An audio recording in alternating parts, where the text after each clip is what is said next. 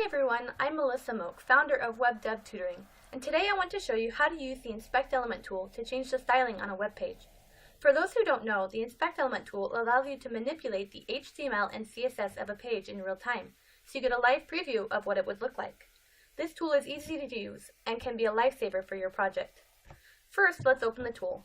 To do this, you can either right-click anywhere on the page and select Inspect, or you can come up to the three dots at the top here, More Tools, then Developer Tools.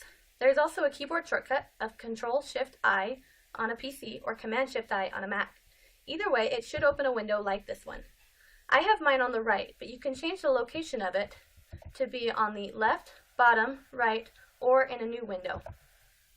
In this video, we're going to spend our time on the Elements tab, which shows an HTML section and a CSS section for the page. When working with the styling of a web page, it is good to have a picture of how you want it to look. Comparing my picture with the web page, we can see that the background needs to have an image on it, the main section should be centered on the page, and the login button needs to be inside the wrapper tag. Let's start with the background image. I know I added one to the page, but it isn't showing up. To see the style for it, let's click on the body element. If we look down on the CSS, there is a yellow triangle on the background image. This means that this CSS isn't valid. The image name should be inside a URL method. If we click on the right side here, it will open a text box that you can type in and add in that URL method around the image name. Notice that as we type that in, our background image shows up. This is what I meant about seeing a live preview. Now I need to stress that by changing the style here, that it won't save these changes to your local file. You will need to copy and paste the changes to save them. There is a way to set it up so that it saves your changes under the Sources tab up here, but I will have to go over that in another video. It does tell you on the right side of the style, though, what style sheet it is in and the line number, so you don't have to go hunting for where to paste it. Next is the main section. If we go and just hover over this wrapper tag, we see these nice orange and green boxes show up. This shows us the margins, the orange boxes, and the padding, the green boxes on that element. If we click on the wrapper tag, we will see there's a style text align center on it. Most try and use this style to center the div, but it just ends up centering the text.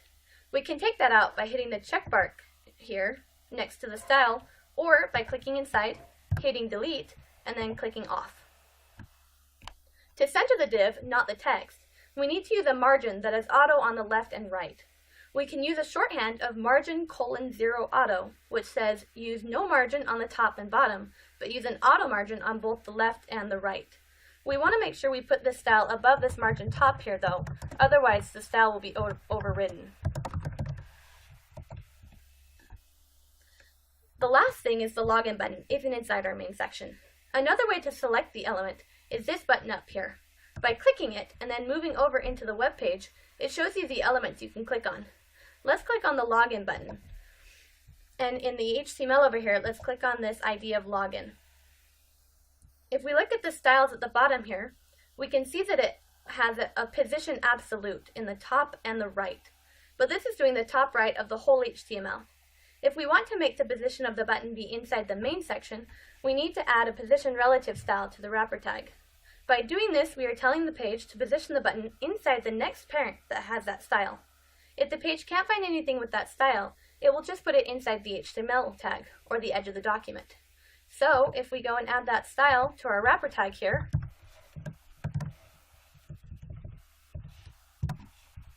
our login button is now inside the wrapper. Looking back at our image, our web page now looks the same.